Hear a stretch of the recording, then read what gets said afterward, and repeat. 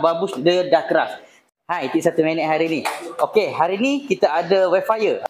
Kes dia ada dua. Pertama, bila dia bawa jalan tak rata, kereta dia bunyi macam nak runtuh. Gerak. Nombor dua, bila dia jalan straight tu, ataupun bila dia bawa lah, kita bawa, kereta dia tu rasa macam tak balance. Rasa macam berayak je. Jadi bila nak bawa laju tu rasa goyang sikit. Untuk kes ni, saya cek kereta dan saya jumpa punca dia. Dan saya tunjuk kat owner. Nak tengok apa saya jumpa? Jom. Untuk kes jalan tak rata tadi, ada dua punca dia. Pertama, dia punya babus ni. Okay, babus dia ni dah keras. Ni nampak? Ni dah keras. Babus dia dah keras. So, di sini saya nak beritahu. Walaupun kalau babus ni, dia ada hayat dia. Hayat dia. Maksud saya, hayat dia ni kalau dia dah mengeras, pun dia boleh menyebabkan bunyi geguk. Ni babus ni. Sebab dia dah tak absorb. Sebab dia getah. Getah ni dia sampai hayat dia akan keras. Okay, satu. Nombor dua, dia punya absorber link ni.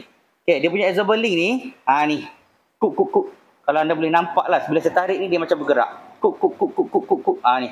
Okay, nombor dua, memang absorber link dia kiri kanan ni dah memang dah out dah. Okay, ini untuk kes bunyi. Okay, untuk kes handling pula, jom saya tunjuk. Untuk kes handling dia, memang dia punya absorber ni depan belakang. Saya test, saya beritahu owner, bang, absorber abang memang tak okey. Tak percaya, saya cabut. So, bila saya cabut, kita test. Jom tengok. Bila saya tekan, nampak tak? Zoom sikit. Nah, absorber dia. Dah weak dah. Okey, itu depan. Kita tengok absorber belakang pula. Bila kita test. Okey, kita tekan, dia tak bocor. Tapi, nampak tak? Apa jadi kat absorber belakang dia? Sebab tu handling dia tak okey. Tapi kat sini saya nak pesan. Kalau alang-alang buka absorber tu, tolong cek sekali dia punya mounting ni nombor satu. Okey. Untuk kes abang ni, mounting dia ni memang dah rosak dah. Bila saya test, dia ada gap. Dia punya getah ni bergerak. Dia ada gap. Dia punya mounting absorber ni dah tak elok. Okey. Dekat mounting absorber dia ni, dia ada ni bearing. Okey. Bearing ni pun di bawah. Bearing mounting absorber pun tolong cek sekali. Untuk kes abang ni, bearing dia ni memang dah tak main dah. Nampak tu? Dah kat. Nampak? Susah tak saya tekan?